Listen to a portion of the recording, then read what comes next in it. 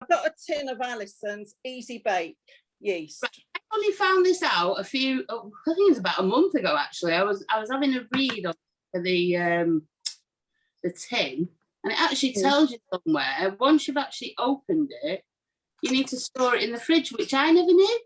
Oh, right. Oh, I didn't know that. So once first time using it and you've clicked the lid off, you need to store it in the fridge. So there's a tip for you. Yeah, so that's all good, that one. Now in here is your sachets, you buy Tesco's. I've probably got a sachet as well, but I'm going to use this. Right, so there's 7 grams in there. So that's the amount you need. So that's the sachet. So I'm using my tin. You need 2 teaspoons, level teaspoons of yeast to one side of the bowl. To one side of the bowl? Yeah. Go over there. I use my measuring spoons. Is that all right? Yeah, but I've got. Like I said, it's about 7 grams in 2 teaspoons. That's right. Right. Needs to go in the fridge. Right. Yeah. Now, the other side of your bowl, put 2 teaspoons of salt. If you're not mad on salt, because a lot of people are not, and because of, you could do 1. It's just that your bread's not going to be as tasty. Or do 1.5. It's totally up to you. If you're somebody that doesn't use salt at all, just put a tiny bit in. Right, so we've got 2 teaspoons of salt. And we're just going to mix those together.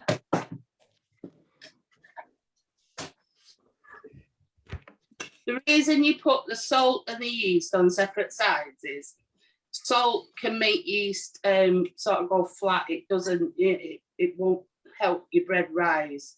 You're all right once you mix it in, but if you put a great big lump of salt on top of your yeast won't work. I'm the only person that cooks in my kitchen, but I can never find anything. That's not true. My partner cooks, but he doesn't bake. Right. So the next bit is totally up to you. You can have it like this, and it's just going to be just your plain bread, or you can grate yourself some cheese, which I'm doing. So we've got about 100 grams of cheese. We're going to throw all that in. Oh, I didn't think of this. I'm going to keep a bit of that because we're having tomato soup and I want to put some on top when I have my dinner. And I can't be bothered grating anymore. Right, so we've got 100 grams of cheese. Now, so this is your cheese bread. You could put some herbs in there if you wanted to. And another one you can do is I'm making cheese and bacon bread, because I buy these packs of bacon strips, that you need to cook your bacon. So either cook it yourself or get yourself a pack of these bacon strips. I have these in because I make egg bacon mayonnaise and it's just easier sometimes. So that sounds lovely. Egg bacon mayonnaise. It's one of my favourites. So I'm just going to throw that bacon in as well. Finish the packet off. I don't like wasting stuff as well. Right, so we're going to give that a mix now. Do you know what I fancy? A slice of this with jam on, with the cheese on. Cheese? Oh dear, right? I can't say it's my. In the North Country, northeast, where my mum's family come from, they always used to have bread and jam and cheese. Right, I've heard of like cheese with fruit cake and things like that, but no. I mean, when I make this, it's got to be tomato soup. No 2 ways about it. Right, so make a little well in the middle. So do you mix all the cheese round with your flour? Yeah, just mix it all up together. Are you all laughing at me eating the cheese? Well, I said I've saved some because I want some for my dinner. I'll put it on top of my tomato soup. Are you all done? Are you mixed? Yeah. Right, so next we're going in. I've got 375 grams of water. He's doing it here. 375 grams of water. It doesn't have to be warm or anything like that, just room temperature. So we're just going to put that into the middle. And this is probably the hardest thing ever, is just to make sure that this is all mixed up. This is probably as hard as it gets now.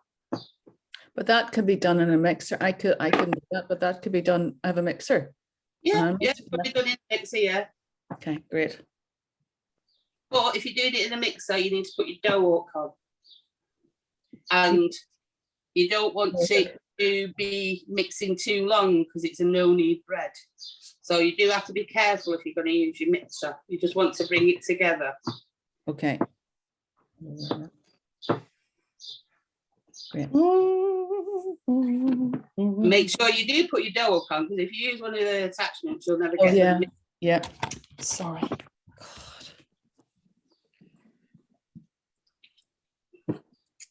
Make sure you get it right underneath and get it all in. I mean, if you wanted to, you can actually do this bit by hand if you don't mind mucky hands. And that'll bring it together even better, to be honest. Okay. Yeah. Make sure you give your bowl a good scrape as well. Get all of it off the side of the bowl. Are you looking at how not to do it, Karen?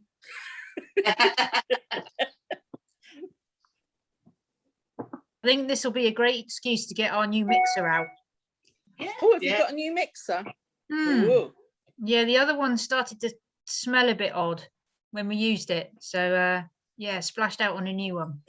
Do you know, I've had mine since 1975. Oh, brilliant. Like It's my Kenwood. Yeah. I got it the year I got married to the father of my children. Wow. And it was an orange one, you know, the horrible orangey ones, but I love it. Yeah. I had my other one was about 6 years old, and for some reason, because I'd never used the dough up, because I used to always love making bread by hand, I put it somewhere in a safe place and could never find it.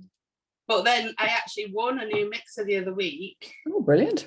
And it's got a dough up, which is amazing, because my other mixer was about 6 years old and I was quite all right doing bread then, but now it's hard work. So it's nice to have a mixer with a dough up. Right, so you've got it all together now. Yeah. And There's a make song sure- that we should have make it. This sure music. all your flour's in. Yeah. And this is what you call a raggy dough. Yeah. Right. So it's not all smooth, it's all, Raggy. raggy. Another new word for you. A raggy dough. Right, so that's all done now. You like my fingers? Oh, lovely. Right, good. It's a good job you're not doing the next bit, isn't it? So you need to cover this now. So it's up to you. You either cover it with some cling film Yeah. or a tea towel, doesn't matter. You use a tea towel, it can rise quite a lot, this. So it might touch the top of your tea towel, but it's not a problem. I always use cling film. Right, so you're going to cover that up.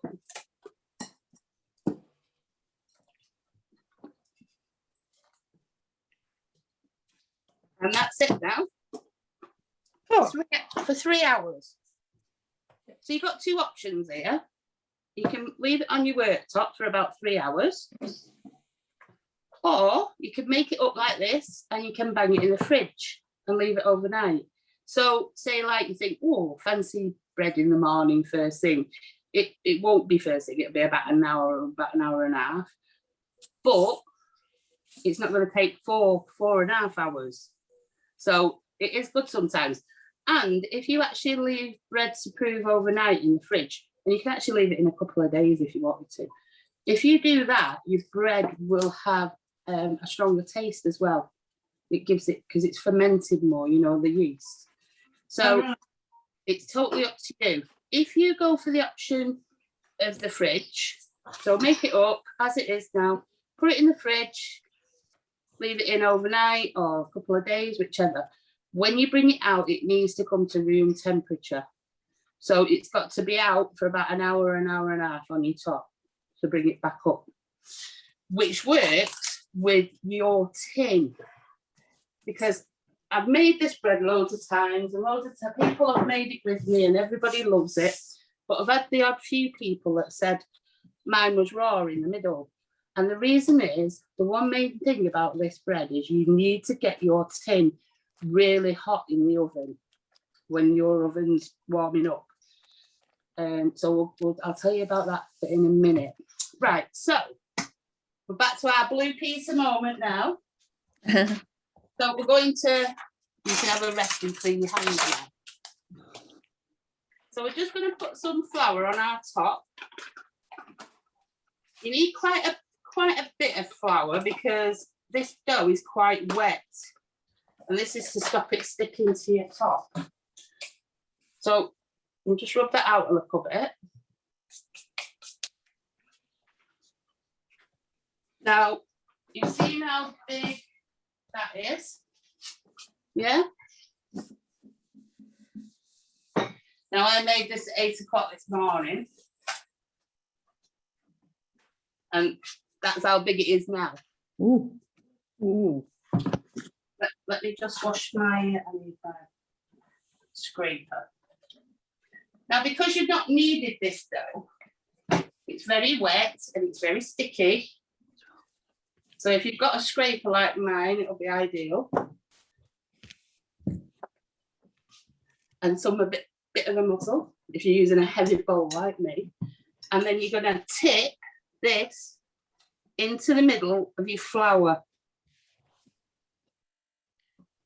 So you might need someone to help you here. Mm.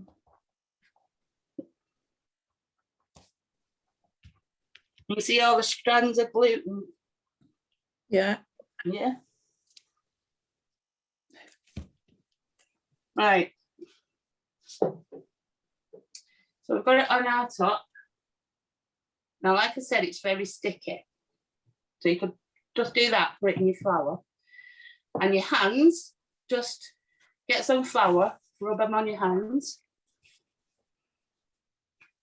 And what we're going to do now is we're going to sort of like give it a shape because it's, can you see that all right?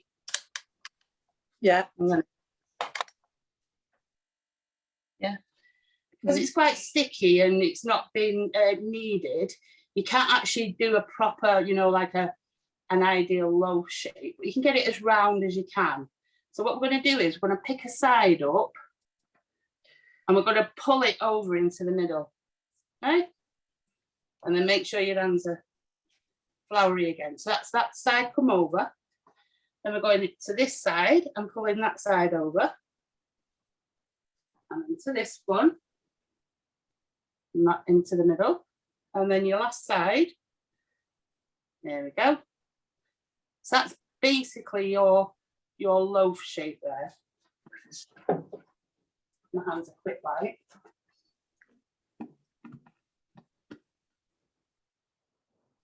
Just take your time doing that and make sure you've got plenty of flour on your hands.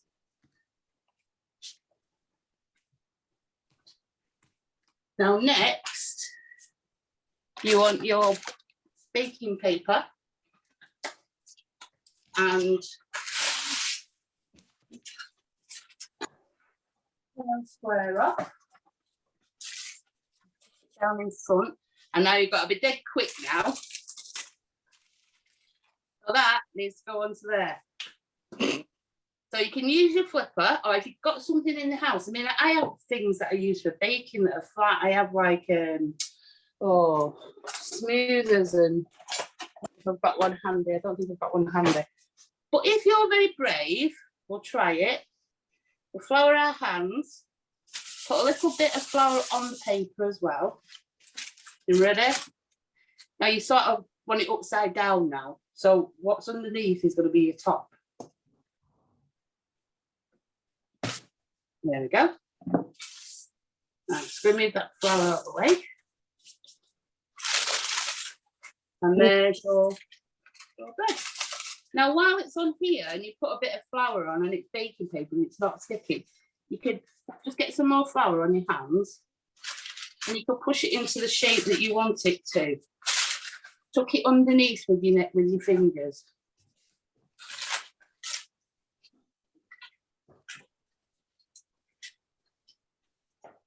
And then rub some of that flour off that it was sat on, because you don't want big chunks of flour. Just give it a little bit of a rub. I could be here all day, me. I like shaping them and what have you, but you can get a bit obsessed. Just make sure it's in the middle of your paper when you finally finished and you've got it how you want it. Right. When your bread is proving, when it's got to like 2.5 hours of proving, you need to set your oven to 220 fan, so it's quite a high one. And you need to put the casserole dish or whatever you're baking it in at the same time. And you need to leave it in there for half an hour. So 2.5 hours of proving time. On the half an hour, put your oven on 220, put your casserole dish in. 220 or 220 or 225? 220 fan. So, like I said before, some people said, oh, my bread wasn't baked. The only thing that I can think of is they've not bothered to put the casserole dish in because it needs the heat. I've not done it with mine today because I'm not messing with a hot casserole dish showing you what today. So here's my casserole dish. So you just need to lift your bread up. And just pop it into the middle like that. And just push your paper down a bit. Yeah. And then make sure you put your lid on. You do need a casserole dish with a lid for this. Okay. And you don't need to have, I was interested, as you know, because I thought you'd probably have to have a cast iron, but that's not a cast iron, is it? No, you just need something that gets nice and hot and it's got a lid. That's it. I mean, Listen, could you text me and say you definitely need a cast iron one so I can get a new one? You definitely. What is it? What is it? Le Cruet one. My Le Creuset, yeah. Yeah. So this is going to go into the oven now for 30 minutes. And then after 30 minutes, take it out, take your lid off, and put it back in for another 10. Okay? So 30 minutes with lid, take it out, take your lid off, put it back in, and 10 minutes without the lid. And it's all at that that high heat, 225, yeah? 220. 220. Oh, Only turning it's 225, aren't you? I No, know. I'm just. Oh, there we are. If you don't have a casserole dish with a lid, can you improvise with, say, putting on tin foil or something over it? And this is what I was just about to say. I've read that some people do it as a free form and just put it onto a baking tray and put it in, but there's no sides for it to sort of go up. So you'll probably get a flat loaf. That's all I can say. And if you sort of did it with when it's on the tin and you sort of make sure, if you're going to use foil, make like sure that you put a dome. Okay. But it's still going to be flat because your bread's got nothing to hold itself up with. Okay. So when it comes out, you've got this. Now what I did, because this is a cheese bread, when I took it out to take the lid off, I just sprinkled some cheese on top as well. You don't have to, it's totally up to you. And that's so good. I'm so hungry. Oh, the smell. I tell you, I could just sit here with a tub of butter now. Because I made this yesterday, it won't sound as hollow, but the main way to see that your bread is baked, you turn it upside down and you tap it. But you can hear it a bit, can't you? Yeah. And it'll be like a hollowy. Yeah? If you can't hear that, your bread's not baked. Just bang it in for another 5 minutes, check it again. Don't go mad thinking, oh, I don't know how far it's gone. I'll put it in for another 15. Don't do that because you'll end up probably burning it and it won't be very nice. So there's your bread. Now just let me give this a quick wipe.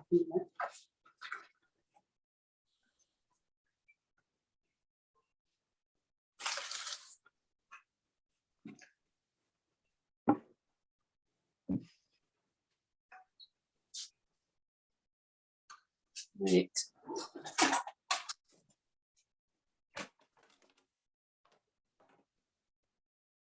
I'll show you what it's like inside.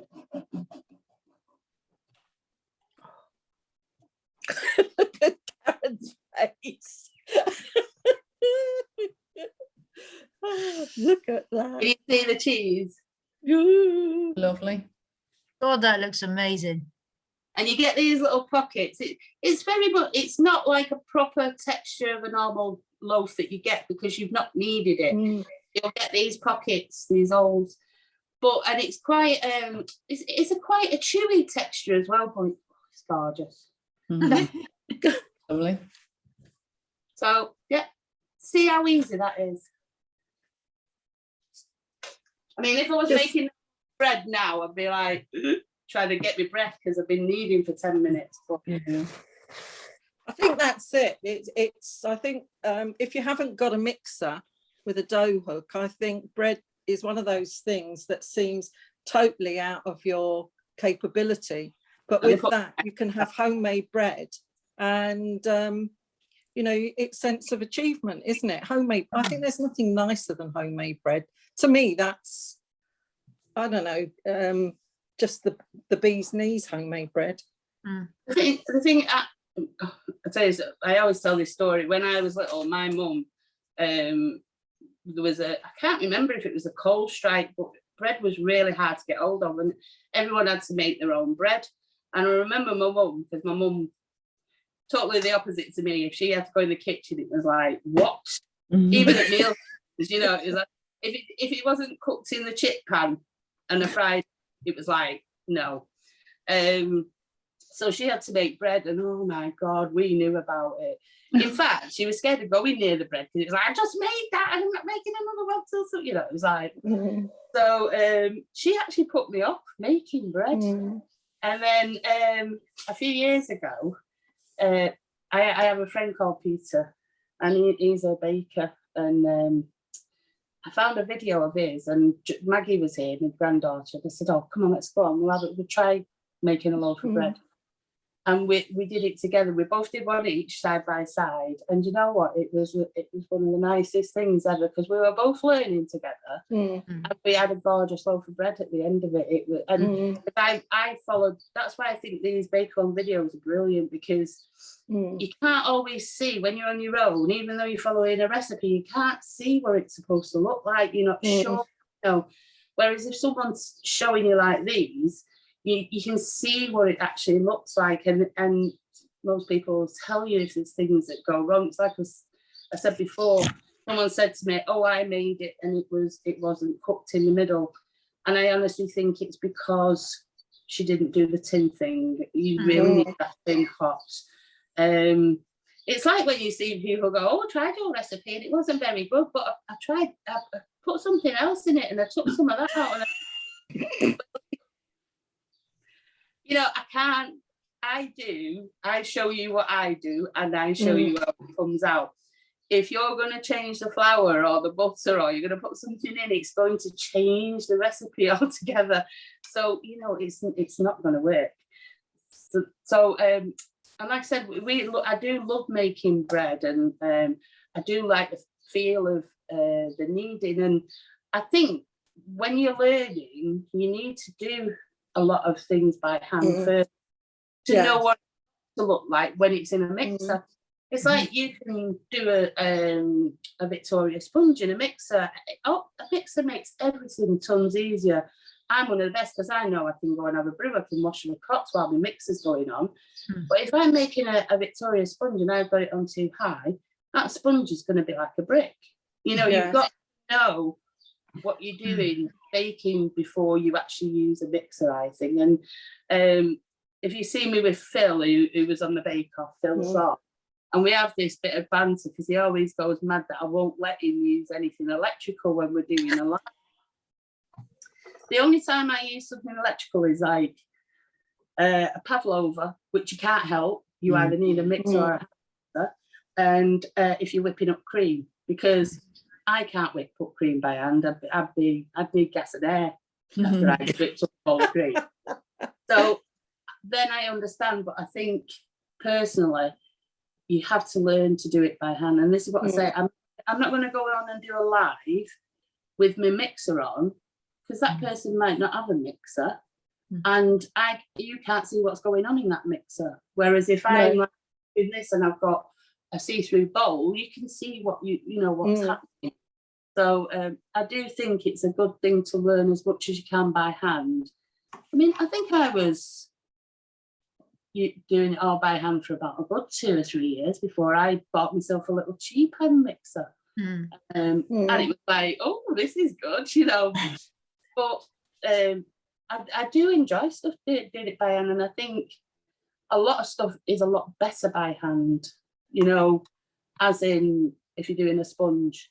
Because even if you're you've used your mixer a lot, it can take it from one extreme to the other, you know, in such a short time, even just by turning it a little bit too high or leaving it going a bit too long. Yeah, and I think there's an art to using a mixer. I think you know, it's the same as anything. It's practice, isn't it? So that you and I think that it's like everything. We're all different, aren't we? Yeah. I mean, I always, for example, if my partner ever learned to do pastry, he'd have to do it in a mixer because his hands burn with heat, and you know, it would just be melted butter. Well, so I thought the same. I was, to be, it's only recently I've been making any kind of pastry, to be honest. I used to avoid it. I bought it.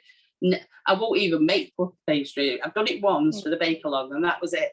But I said it's easier for me to go in Tesco and buy it than mess about doing bowls. And, you know, I'm all for an easy life. But and pastry I avoided, and then when I did try it a few times, it never seemed to work very well. But I think, like with the bake-along, it's helped me because I thought, no, I am going to teach myself. And I've got really warm hands, me. They're terrible. But I've learned how to do it. And I think it's just the case, I make sure I run mine under the cold water about 10 minutes before I start, things like that. And it's all them little things that you know, you pick up along the way, and it helps, and not to mess with it as much. And they used to have a marble slab, didn't they, that they used to make their pastry on. So it was always cold. Yeah. I mean, I absolutely love making pastry now. Any excuse to make pastry, whereas before I'd be off to Tesco, I'd be like, no, I'm not making it. But but not puff pastry, no. So you know that your quiche that you made, or your flan or whatever, the other day. So did you make that pastry? I did. Yes. And did you bake it blind for a while? I did, yeah. I could do that as one of the lives, because I can show you how to make the pastry live. Yeah. And then what it'll be more or less a blue pizza moment again, because then obviously the thing is with pastry, this is what I can honestly say, right? I am very it needs to be done now. I think that's why I don't do cakes with fondant on. The only time I do cakes with fondant on is when it's the little ones' birthdays, and I try and push myself a bit more, because I like to make a cake, decorate it, and it's done within an hour, you know, a couple of hours. So my giant cupcakes, which I do, are amazing, because I can actually bake one of them, cool it, decorate it, have it done from start to finish in less than 3 hours, and that's good to me. Whereas if you're doing a cake with fondant, you've got to make it probably the day before, because it's got to be totally cold.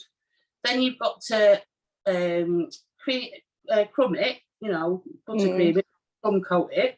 It's got to go in the fridge. Then you've got to crumb coat it again. It's got to go in the fridge.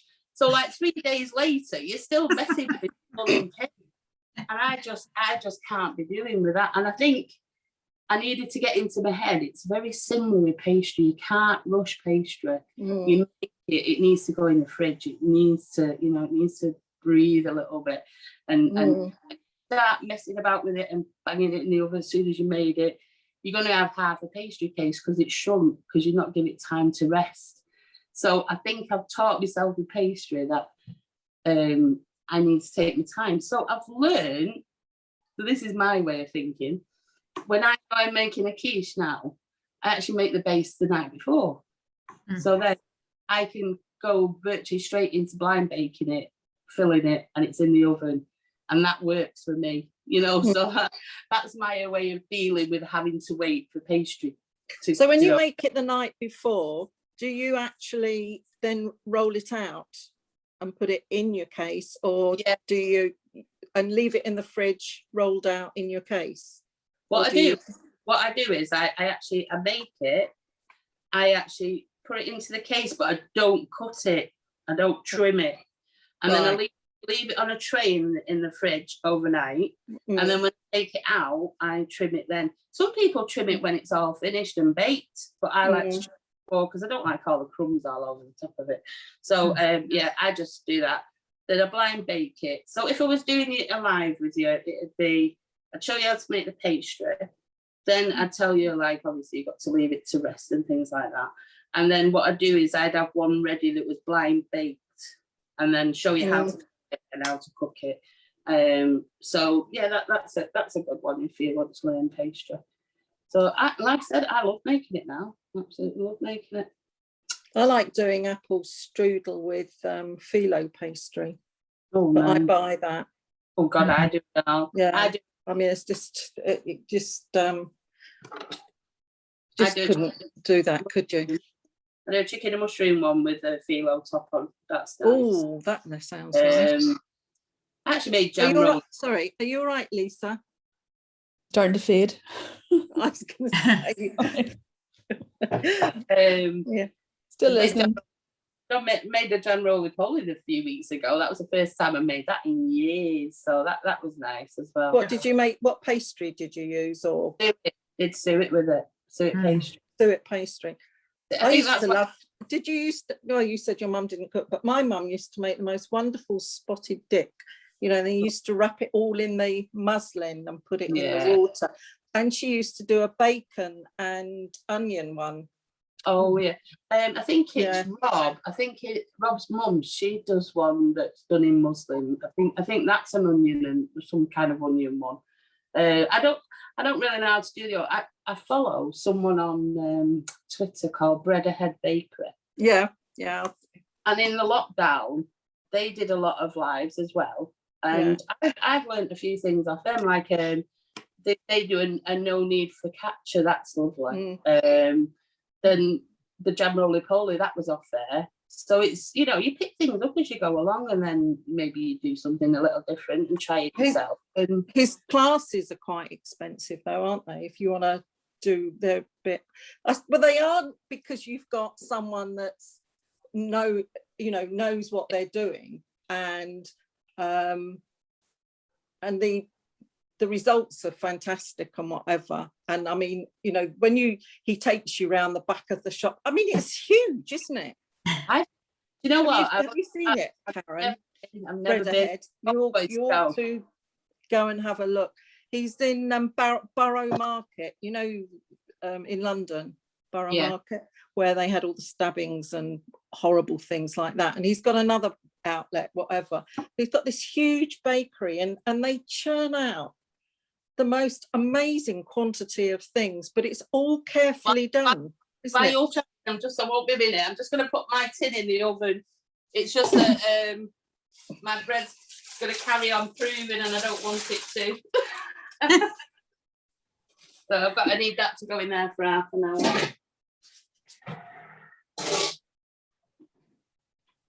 I love this chatting about food. It makes me hungry though. Yeah, are you going to make bread now, Karen? Yeah, I could do actually. I have time. Yeah. Put it in the fridge if you haven't got it. You know, yeah. You do the fridge, wouldn't you? Yeah. But I think that's the thing is that the being able to put it in the fridge overnight and whatever. So you could just, because it doesn't take that long to prepare, you could prepare it, you know, sort of put it in the fridge, and then you can do it, and you've got it for lunch the next day, which would be gorgeous. And the thing about, you know, you could do it overnight, or you could leave it a couple of days. So if you're not feeling too well, you know, the next day, you're not going to waste it. You can just leave it in there when you feel a bit better as well. So that's a good thing. Yeah. I'm a bit thinking of class. I can understand why people do the classes. I think a lot of people do them because they want to see their idols, you know, their idols.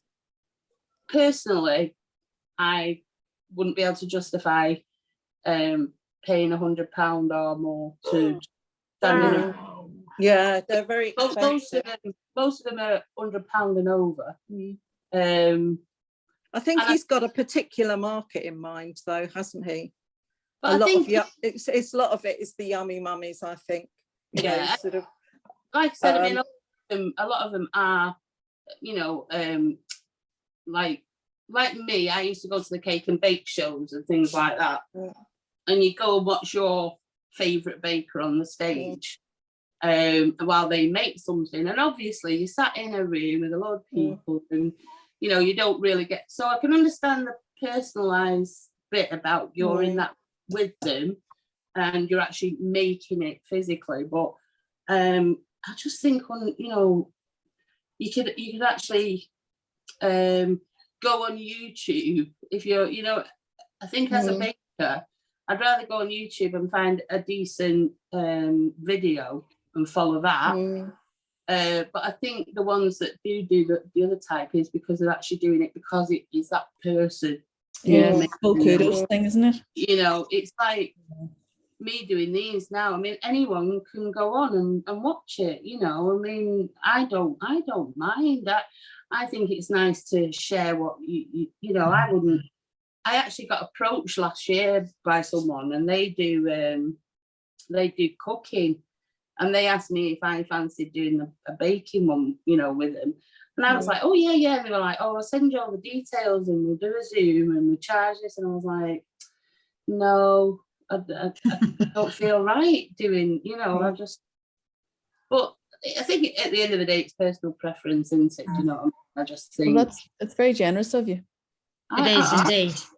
Yeah, I enjoy doing it, and I like doing all the little tips and things. I mean, it's like over the years, I picked things up or I've made a mistake, and then you think, oh, you know, so I know not to do that. And when they do the blinds, I'll try and say, you know, like the tin thing, please don't not do the tin thing, you know, because you will waste your ingredients. And I just think it's nice to share, and that's what the Twitter Bake Along is about as well. You know, it's everybody sharing. And I mean, most of the time you know, people don't say, oh, use this recipe or, you know, this, that and the other. But if somebody asks and says, oh, what recipe did you use? They're quite willing to share it, you know. Well, you've got lots up on your page, haven't you? Your recipes that people... Yeah. Well, and then you, as I say, you do answer, and you answer the questions very quickly. Like, you know, when I said to you about, do you need a cast iron casserole to put the bread in? I just wasn't happy with the answer, of course. And I was just saying the right answer, did I? No, you didn't come up with the right answer. Oh dear. But, you're lucky. You're lucky. I didn't have my jab yesterday. Oh God, I had my second COVID jab last Thursday, and I was pretty rough with the first one. So I'm like to my husband, oh, I'll be all right now. It's in my system. It'll be fine. I was even worse with the second one. Oh, I've been terrible all over the weekend. It's been horrendous. I actually slept all day on Saturday. I think I just woke up to go to the toilet and that was it. I just slept right the way through Saturday. I had a banging headache. I just felt really poorly. And it was only yesterday afternoon that I started feeling a bit more human. And I was thinking, oh God, it's a good job I wasn't having my jab. Otherwise, I probably wouldn't have been able to do it. But I'm all jabbed up now. I'm all done. So well, I tell you, I cannot believe people's attitude. I had to go to get an injection yesterday, not a COVID, but one in my shoulder. Oh yeah, and my taxi driver was telling me that people were queuing up outside Wetherspoons at 8:30 in the morning, and people were already in there because they open up, I think that's 7:30 or something. And people were already there, you know, having their breakfast and whatever. And another friend told me that one of her friends, who's in her 70s, went in the pub yesterday at 11 o'clock in the morning and stayed there all day. And you just think to yourself, why are they, you know, the government are saying, yes, we've, you know, the restrictions aren't so bad, but just take it easy. You know, you can still get it. We don't really know what's going to happen with this new variant. And nobody just seems to take any notice. It's quite scary, really. I seem to be, I just sort of like argue with the telly when it's to be honest, I stopped watching the news a long time ago. But it's like yesterday because the telly was on in the background. To be honest, I don't really watch it. But I was fuming. I just told everyone.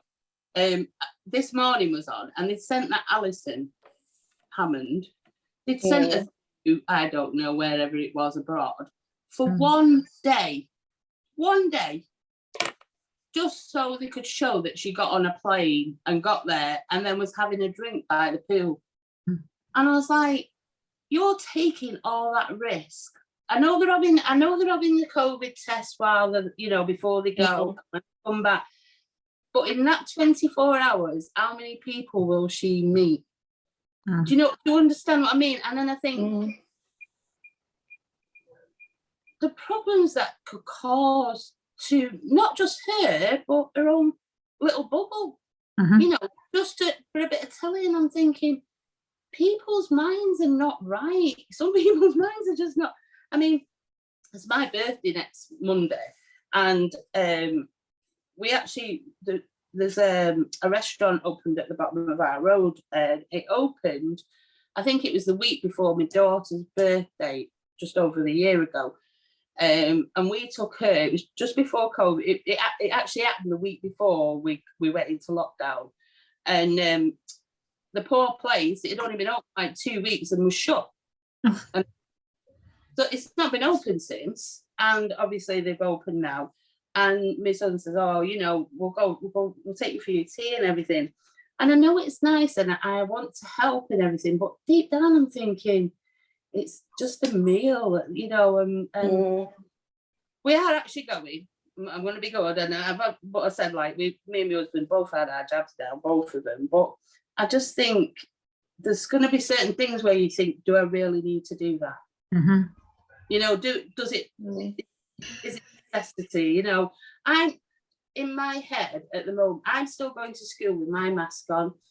I've had both my jabs, but I'm still putting my mask on. When I go shopping, obviously, you still got to have them on in there anyway. And I'm going to carry on doing that as long as I can to keep my family safe. I don't, you know, come, when is it? June, whenever it is, whatever date it is. June the 21st.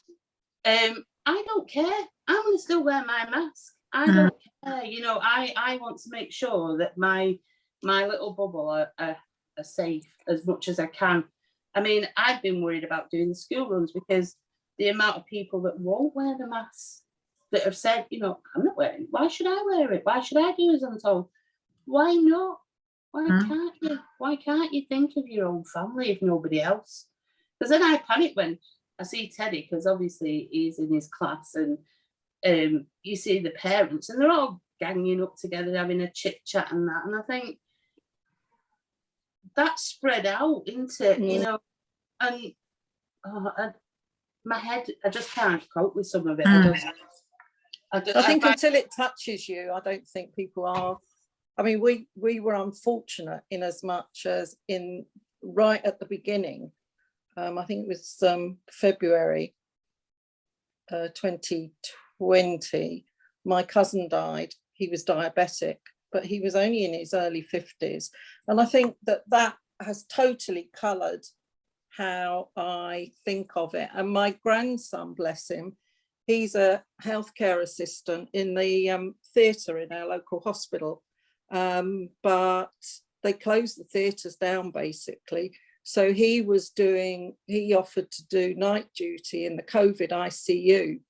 And I think what was telling was, he said, I might have said this before, but he said to his mum one day when she said to him, how are you managing? And he said, if I think about it, I'll have a nervous breakdown. He said, you wouldn't believe what I've seen.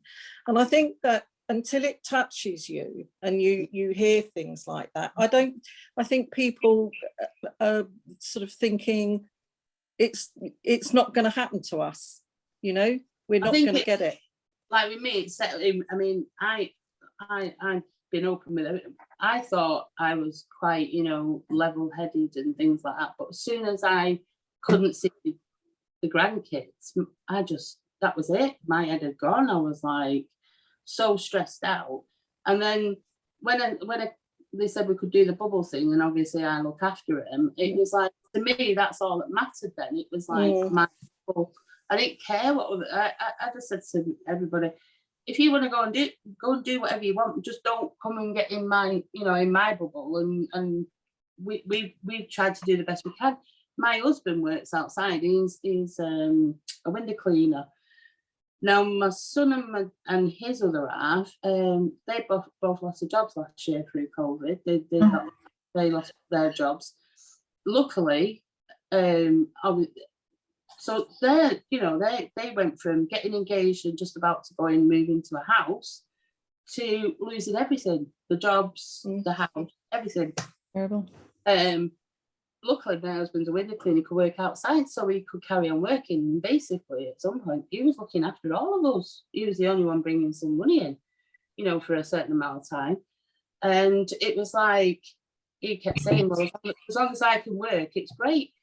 Now, his friend, the lad who he works with, they've been friends for over 25 years, worked together for 25 years. And on the Monday, Tommy come home and he said, oh, John's been feeling a bit off today. And I don't know if you know, but window cleaners, they just won't say the real. They can be full of a cold, they won't. No, it's fine. And he said, he's been said he might not come in tomorrow. And I was like, what? And he went, and I always said, he might not come in. And he didn't. So Tommy was like really panicking because he knows it just doesn't happen. And he'd messaged him at the night time and he said to him, I think you best get the doctor. I think you need to, if you feel that bad, you need to see someone. He's like, I'll be all right. I'll take some paracetamol. I'll see you in the morning. And I went, this was like, say in the afternoon, or this was on the Wednesday, sorry. I went shopping at 6 o'clock. My husband dropped me off shopping. And at 6:15, my phone rang and my husband was in tears. They found him dead. No. About an hour before, so one of them had took a brew up to him. An hour later, he died. Was it COVID? COVID, yeah. Yeah. Oh, So he was ill on the Monday and dead by the Wednesday. It's just after 6. And he was younger than me. I think he was 50, either 52 or 54. He's got a little lad the same age as Maggie, so he's like 13. And I said, and you know, he was wearing his mask. He was doing as much as he thought he could do, and he was working outside. But he died. Do you know what I mean? So it's like those that are not doing anything at all. It's like, but do you know what gets me? They're probably the ones that get away with it. You know, it's usually way into it. But anyway, I've got to love you all and leave you because I do love you all. We're a very special bunch. I'm off to view some carpet in about half an hour. Right. So yeah, hey, look what I've been doing this morning.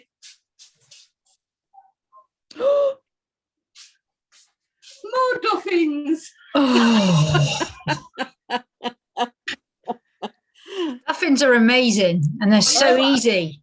I tell you something, Karen. That is one of the defining photos of you. Putting your duffins in the sugar. It is brilliant. It is. You know what? Since lockdown, I've been doing my own hair with the razors. Yeah. And even like last summer, I went down to a number 2 at one point. And it's sort of like, it's driving me mad. So with being my birthday next week, my daughter's booked me in for my hair tomorrow. and she booked me in to have my nails and my eyebrows done. So it's the first time since COVID hit that I'm having a pamper. Wow. So I'm like, Enjoy.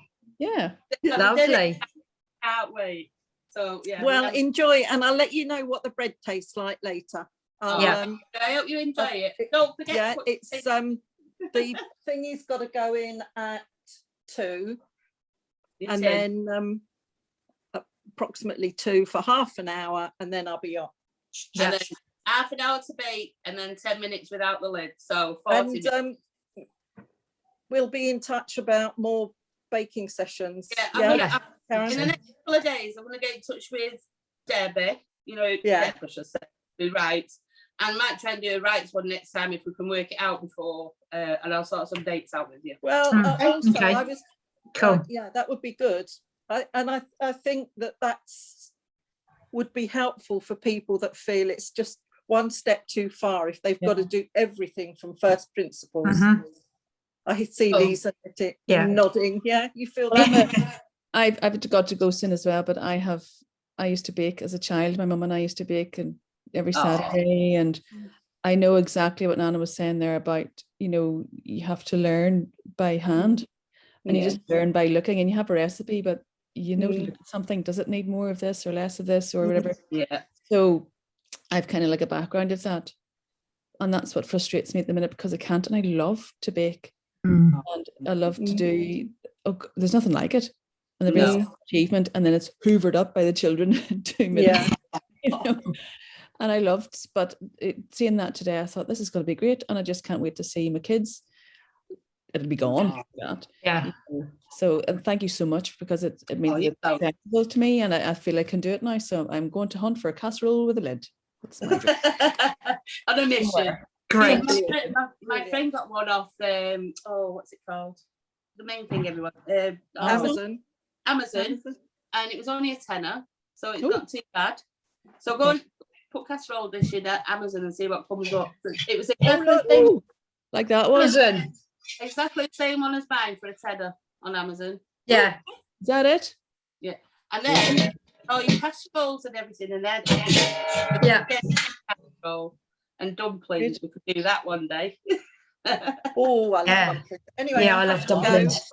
Yes, Thank you I'm very gonna go much, too. Jackie. You will. Yes. Thanks, And Jackie. Thank And you. Lisa, lovely to chat with you all. Thanks for coming, Lisa. Thank you. Bye. Bye. Bye, everyone. Bye. Bye.